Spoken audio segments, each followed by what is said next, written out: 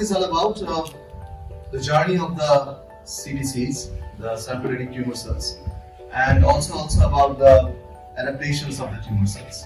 So both of these aspects we will discuss, and as I have put on the title, Mechanoadaptive metastasis, how cytokine cues and fluid forces shape the tumor cell behavior.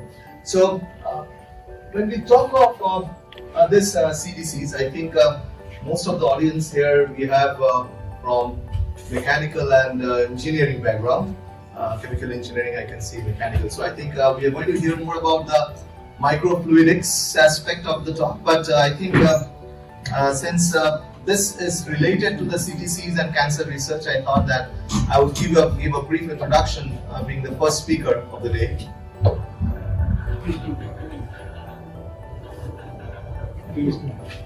Being the first speaker of the day, I will give a brief introduction about the CTCs and the biology of the CTCs before we go and land up into understanding the platforms to understand the CTCs.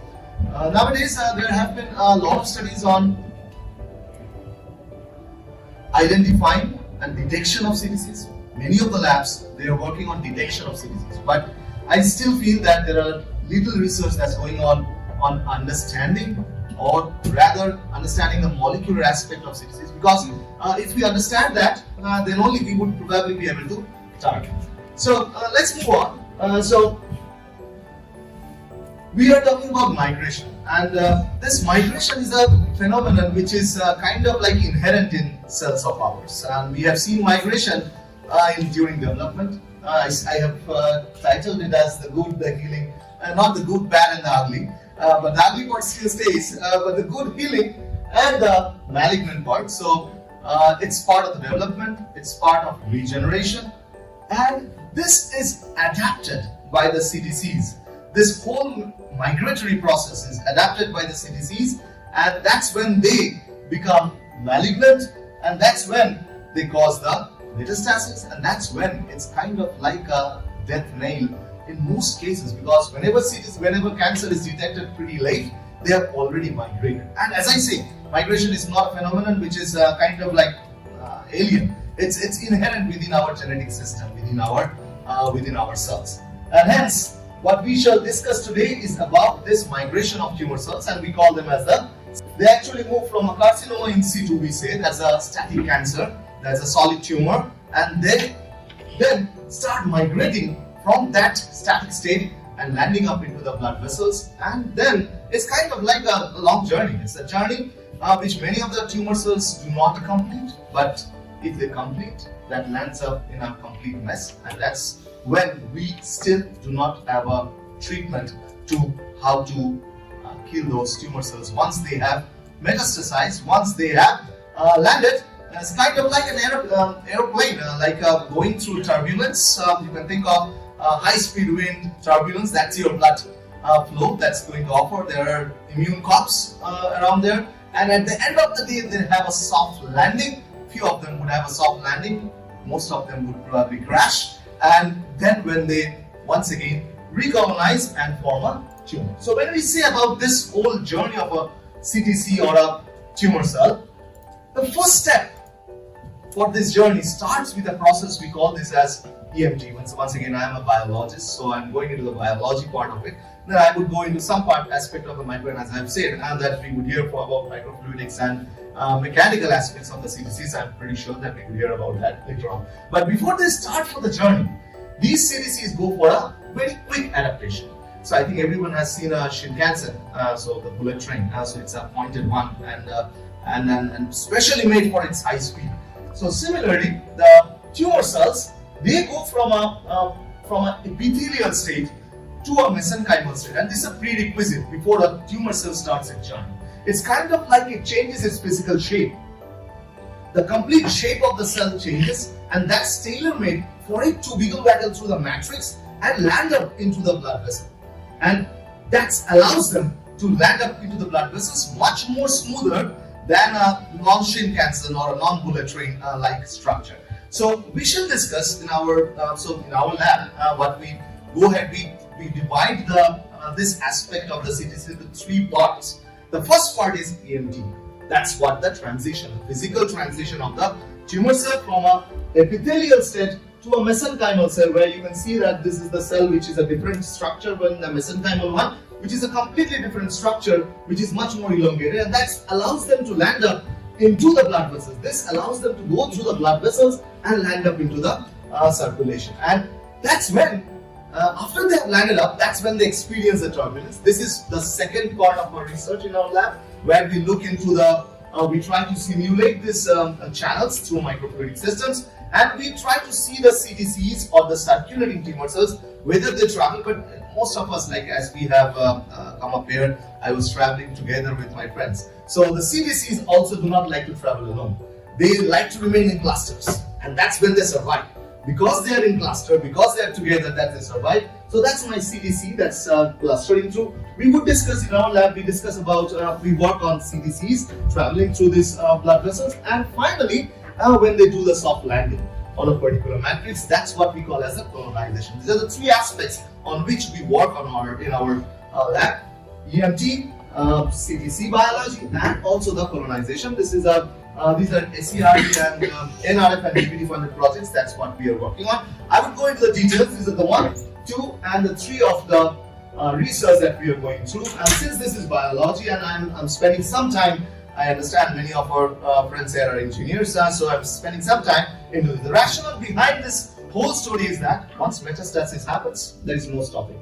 As of now, there is no stopping, and hence most of the research that's going on around on metastasis, they do not consider that turbulence. They do not consider the shear stress, the blood flow, what it offers to the CTCs, and how the tumor cells adapt to the blood flow. That's not considered in most cases. Most of the studies are in static systems, and hence it's important for us to understand what's the effect of the flow rate, what's the effect of the flow on the CTCs, and that's our hypothesis here. We are proposing that now the flow rate actually determines how the CTC would go through the blood vessel, how it would land, how it would colonize. Everything is determined by the flow of the blood vessel. So let's move on. So to simulate the EMT condition, we treat the cells with cytokines, TGF-beta, that's one part. And to simulate the shear stress, we do the microfluidic aspects with collaboration with my colleagues. Some of the colleagues are already here. And then we look into the biological parameters. Objective is that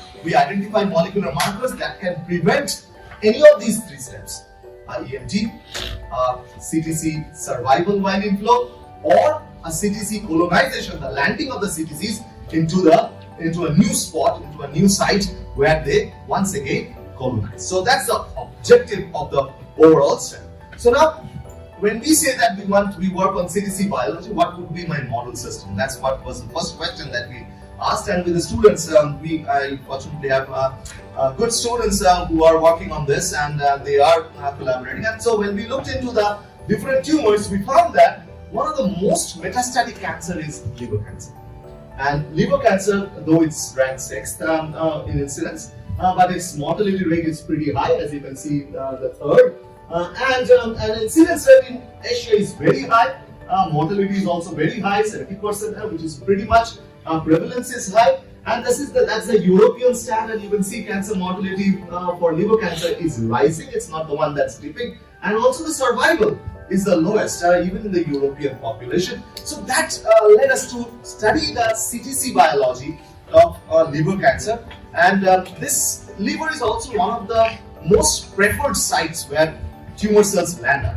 So apart from lungs, so this is kind of like we thought that this might be the best model to take and go ahead. Now coming to the experiments, the first thing that we were doing was that we tried to simulate this first step of metastasis. We say EMT, and as you can appreciate, I suppose that the cells change their dimension. Now you can look into this. This is completely pointed when the cell is being treated with TGF-beta, a cytokine that simulates a condition of a metastasis. And not only that, they have changed their shape and they express some of the molecular markers. I'm not going into the molecules as such, but they change their shape when they are treated with TGF-beta, and that's when they undergo EMT. And this is interestingly, up until now, when we are saying change of shape, we look into the overall cytoskeleton of the tumor cells. But interestingly, what we observe that every time the cells are changing their shape, they are doing their physical transformation. They are going ahead with the physical transformation. There is a change in nucleus as well. There is a complete nuclear morphology changes of the tumor cells. The nucleus becomes lobe, nucleus becomes elongated, and there is a complete nuclear transformation of these tumor cells, which is shown by these blue dots, blue images here. You can always appreciate the physical changes. The green shows the cytoskeletal changes. That means the cell's overall morphology change, and the nucleus is showing a change as it is noted by the blue color here. So we then did the nuclear and kind of segregated and categorized the nucleus, and one of the interesting proteins called lamin AC, we saw that this was going down. And this is the one, this holds the nucleus together. And we saw that this protein goes on. That means whenever there is a stress, whenever we are saying that there is a change in shape, it's not just on the outer cytoskeleton. It also emanates into the inside of the nucleus, and the nucleus also responds to it. When the nucleus responds, we know that within the nucleus lies our genes. So it's the stress from outside. We receive the stress, the tumor cells receive the information, passes it to the cytoskeleton, transfers it to the nucleus, and we change our genetic program or the genetic the transcription of the genes, and accordingly we have the cells have their major adaptation to those particular stress. The nucleus, they increase their area, their perimeter, the convex area, all those showed a change, and this was this was in conjunction with a lamin change. As I said, lamins are the ones which holds this nuclear membrane together, and this completely disassembles. This undergoes phosphor. I'm not going into the details of the biology of it. This disassembles, and hence any stress that comes from here, the cell is going through a physical change and coming through the cytoskeleton, also emanates into the nucleus and changes our gene expression pattern, and that allows the cell to adapt very much to the condition which it is going through. So with our friend from mechanical engineering, we try to understand that is this associated with the change in viscosity of the tumor cells as well. Yes, he did some position sensing device. I'm not going into the mechanics of it, but at the end of it, what we observed was that with the change in change in physical shape, the cell's viscosity also decreases. You can see the cell's viscosity decreases. We try to simulate that with extracellular materials being added, and the viscosity changed. And when the viscosity was changed, the tumor cells EMT phenotype also changed. That means not only that they changed their genetic program, they also changed their intracellular viscosity to make them more fluidic, to make them more elastic, and that's would allow them to go. And they're very much smart. These cells are smarter than we have ever thought, and they change their whole composition, not only cytoplasmic protein composition, nuclear dimensions, but also the viscosity inside to become more elastic, to become more mobile, more like that they can move. So the question then that we asked was that is there a master regulator? Is there something which can change from the surface to the nucleus to change the whole genetic program? So we thought that there must be someone who is regulating the whole phenomenon. So to understand that, we went ahead and looked into molecules which might be involved. And very interestingly, as I said, I started the talk with saying that migration is a very natural phenomenon, and it happens within our neurons during our development. And our neurons, as you might know, that some of our neurons are as long as it runs from my thigh to the end of my toe, and these cells, these are also cells like any other cells, they undergo huge migration during development. And when we looked into neurons, we saw a group of genes called axon guidance genes. These are the ones which allows the neurons to migrate during development.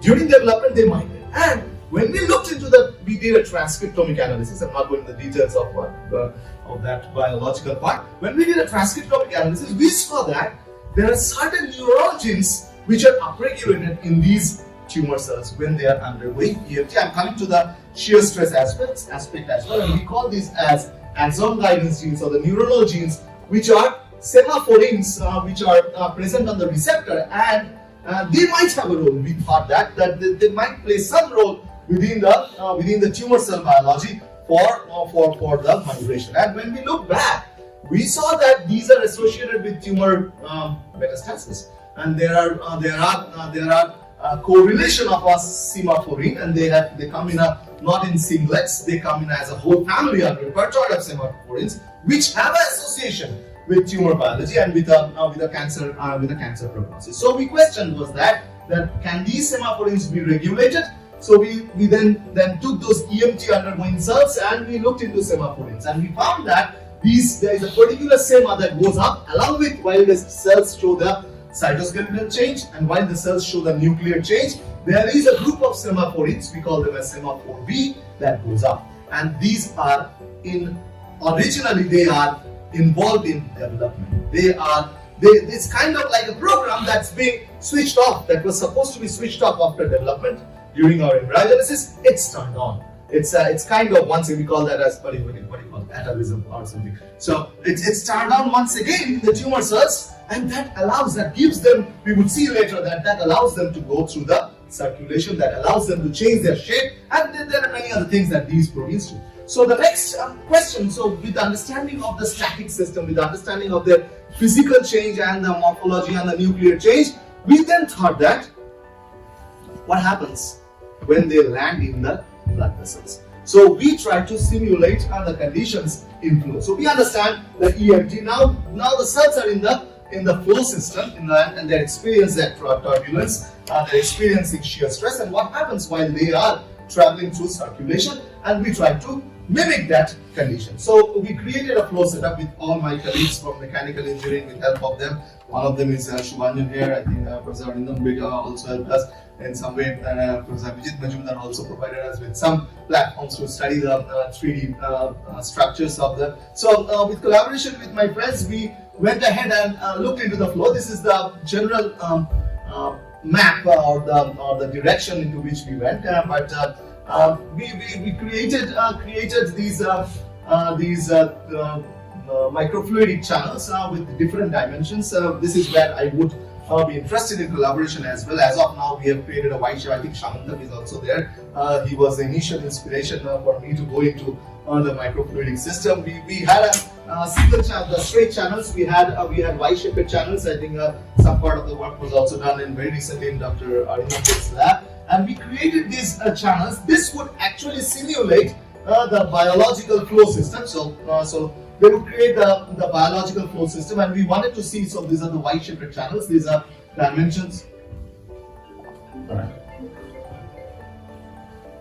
right. So channels casted on PDMS, and we had an inlet and outlet, and then through these we passed the tumor cells to create the vascular flow-like system, and this was more like a venous flow and not an arterial flow. It was more like a venous flow that we could create, and we then looked into the biological parameters. Once again, as I've said, these are the simplistic ones.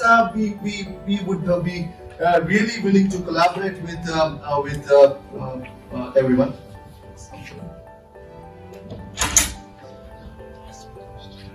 All right. And once we have created the flow system, we did a simulation study on the flow system. I think the details of the simulation would be covered by Shubhanjan Dr. Shubhanjan when he presents his research. But the overall gist of it was that the cells, while they are going through the flow system, there was what we saw, that there was a change in nucleus. We also observed that through simulation, where we observed that there was a change in pressure, and it goes from outside to inside of the tumor cells. And also there was a change in morphology of the cells, and there was a pressure gradient increase from the exterior to the interior of the cell. Rest would be discussed by Shubhanjan. I'm not going into covering up killing his time, his part of allotted time. So at the end of it, when we went ahead into the flow system, it was more like what we observed with the EMT. That means these cells, once they are in flow, nucleus changed. Their morphology changed. They became more like longitudinal. They changed their shape, physical shape. Once again, there was a decrease in lamin AC, which was holding the nucleus together, and the nucleus structure completely changed, and the gene expression pattern also changed while they were in flow. So, and this was once again, as I mentioned, this was one part, and we need to do a differential flow analysis. We did the analysis of the nucleus after 1 hour of flow, after 6 or 8 hours at different time points, and everywhere, even in 1 hour, even in later time points as well. we saw that there was an increase in the nuclear dimensions. I believe the 6 or 8 hours do not practically resemble the true conditions. It's been said that the CDCs, if they have to die, they would die within 2 or 3 hours, or they would survive. If they survive, they land up within 1 or 2 hours in the system. But still, we did a time kinetics and tried to understand the biology of the flow. Importantly, once again, when we are giving the cells this flow system, when we are giving the cells the shear stress, there is EMT, there is a change in shape, and that tells us that these cells undergo that cytoskeletal and nuclear change, helps them to survive. When we knocked off any of these EMT markers, the survivability of the CDCs went down. So the cells after flow show EMT just like the ones that they showed during our simulation of TGF-beta condition. Not only that, we went ahead further and tried to understand whether there is a role of those axon guidance genes or the semaphorins while the cells are in flow as well.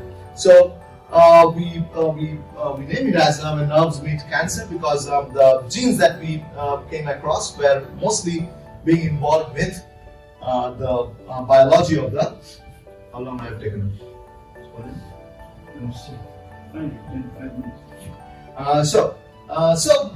When we looked into the semaphorins during the flow system, we saw that once again this particular molecule goes up, semaphorin 4B goes up, and this is associated with the EMT markers that also go up during, and the change in shape of the cells was also, and semaphorin was interestingly located at the periphery, so that tells that they are doing something on the boundary of the cells. The semaphorins are doing something related to the boundary of the cells, and this was interesting to us that we did not expect the semaphorins to play a role during flow system. We thought that semaphorins might be playing a role during TGF-beta, during that only physical change. But when the cells have migrated, when the cells have been subjected to the flow for 1 hour, 6 hours, or even 8 hours, the surviving cells showed a semaphorin expression on the surface.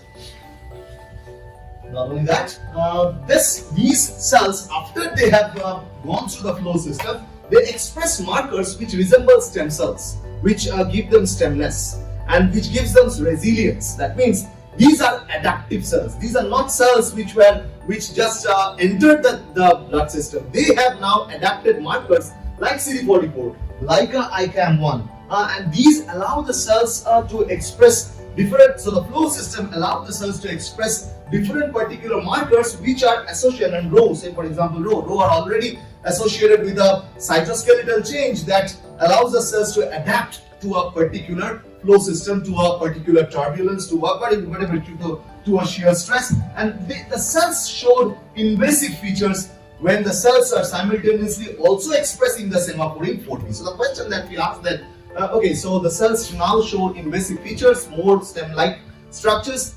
Does my semaphorin or that particular axon guidance molecule have a role in allowing them to have this transformative phenotype, and rather the expression pattern? So we inhibited semaphorin 4B. We added siRNAs and we knocked down semaphorin. And interestingly, we saw that whenever we are giving them an inhibitor, or rather we are knocking off semaphorin 4B, those invasive features, the EMT markers like the snail, vimentine, the other, here you can see snail, even in the images you can see with the phalloidin stain that all those invasive structure of the cells have gone down when we have knocked off the semaphorin. So that tells that these molecules, which were supposed to be for functioning for neurons, are playing a role in a cell shape change, in an adaptation of the CDC, in complete transformation of the CDC that the cells are going through. And semaphorin 4B, whenever we inhibited semaphorin 4B, that also resulted in reduction of the invasive features. See, for example, what we did here was where we these are the TGF-beta treated cells, and we cultured these cells on endothelial layer, and we saw that these cells, whenever we are having the sema on, they are showing kind of between the endothelial cell migration. That's what we are trying to simulate. Whenever we are giving the sema off, the red marks, which are indicative of my liver cancer cells, is gone off. So that just means their interaction with the endothelial cell is going up. Not only that, when we have run the cells through flow and we have given SEMA off and then given an attachment, right, to make them attached with the endothelial cells, there is less attachment of the tumor cells. Finally, when we cultured endothelial cells here and then we added the liver cancer cells with a SEMA on state or a SEMA off state, and then we imaged through this platform the migration of the tumor cells through the endothelial layer, that means through the blood vessel layer, and that means simulating a colonization kind of a thing. We saw more when we are having SEMA on. When SEMA off, there is no migration of the tumor cells through the blood vessel. So what does it tell? That with SEMA off, cells that were changing the shape are now no more changing the shape. Cells that were going through endothelial cells, landing up into the blood vessels, they are not. Cells which were colonizing in the blood vessels, they are showing reduced ones when the SEMA is off. So finally, this is sorry.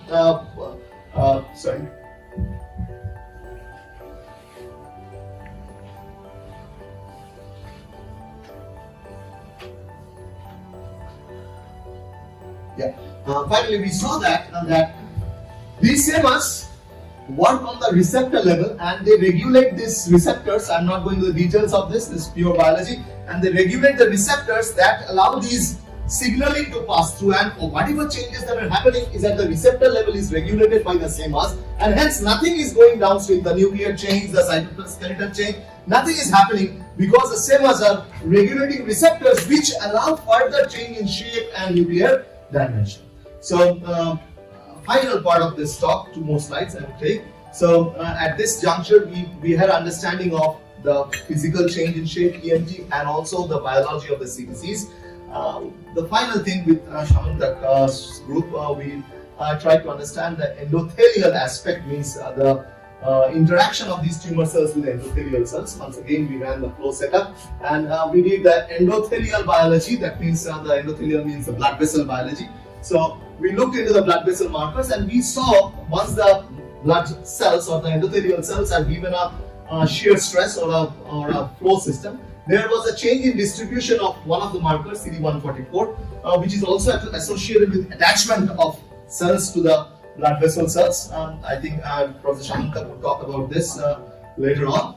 Not only that, we also saw that the tumor cells, we tried to see tumor cell attachment on the endothelial layer. This is about the soft landing of the tumor cells. That means the landing of the tumor cells on the blood vessels. And there we saw that a particular set of markers which was on when the tumor cells are attaching with the endothelial cells completely goes off when they have landed. Once the landing has been done, just like an aeroplane, while it is on flight, its wing dimensions, flaps are completely in a different state. Moment it has landed on the endothelial cells, their whole dimensions completely change. I am not going into the details of that anymore. So with that, this is the overall summary of what we have been doing. Once again, I thank all my collaborators who have helped me with the microfluidics aspect and also the biology, and Professor Shamantak also with the fluidic systems that we observe with EMT, with fluid shear stress. These liver cancer cells which are highly metastatic, they express a particular molecule, SEMA4B, and this SEMA4B is associated not only with the cytoskeletal change, with the whole phenotype change, with the tumor endothelial interaction, and also the invasion of the tumor cells through the blood vessels, helping the tumor cells, helping the CDCs to migrate through the blood vessels and end up colonizing in a different location. So future directions, definitely we have done a particular flow pattern, we have done with a particular flow rate. We need to change the flow rates, we need to change the flow of different microfluidic systems. We want to work on the different angles of the vasculature.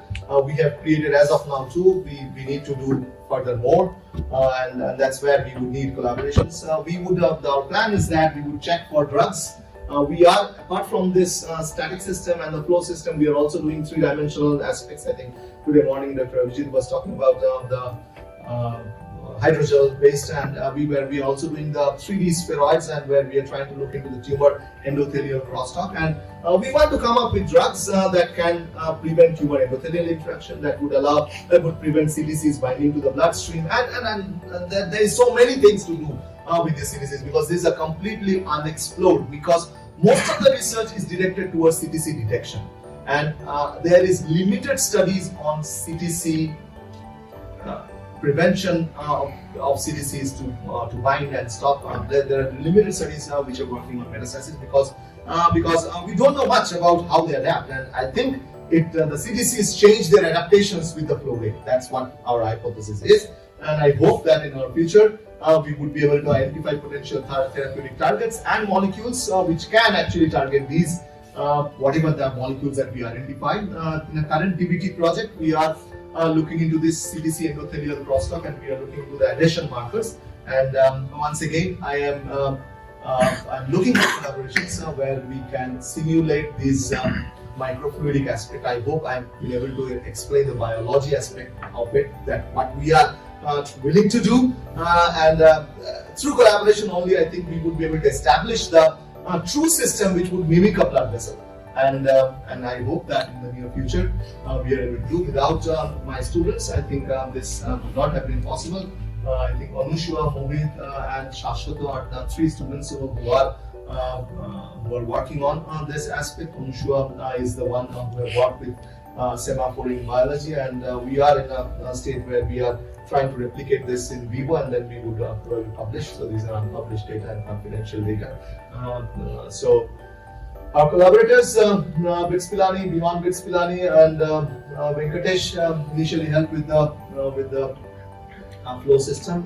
Professor Arindam Bit recently, our students went to his lab and tried to work on it. The 3D spheroids, Professor Abhijit, we have been working on, and this is one aspect of the metastasis biology that we are working on.